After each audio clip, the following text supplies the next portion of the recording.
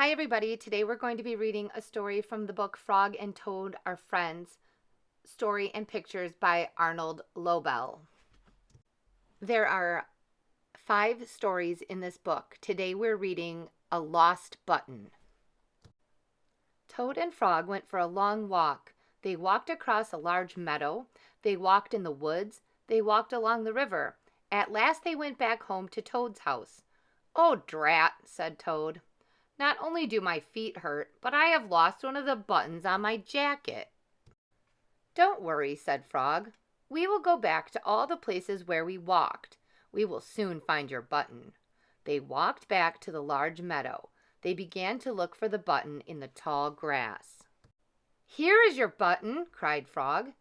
"That's not my button," said Toad. "That button is black. My button was white."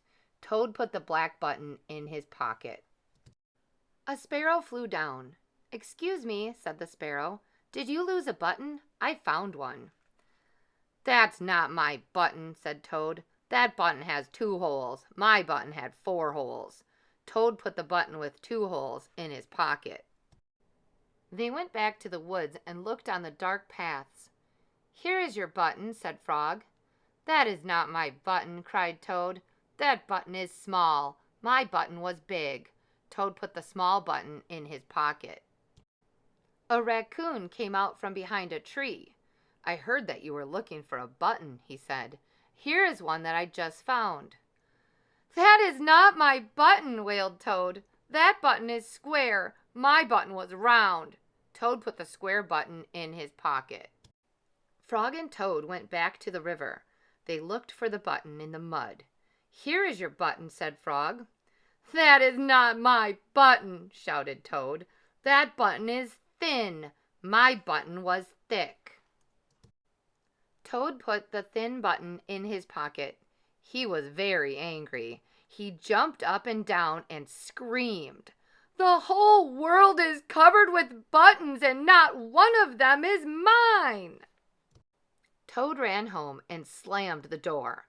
There on the floor he saw his white, 4-holed, big, round, thick button. "Oh," said Toad, "it was here all the time. What a lot of trouble I have made for Frog." Toad took all of the buttons out of his pocket. He took the sewing box down from the shelf. Toad sewed the buttons all over his jacket. The next day Toad gave his jacket to Frog. Frog thought that it was beautiful. He put it on and jumped for joy. None of the buttons fell off. Toad had sewed them on very well. I hope you enjoyed A Lost Button, one of the Frog and Toad stories, as much as I do. Please remember to have your parents subscribe so you never miss a new story.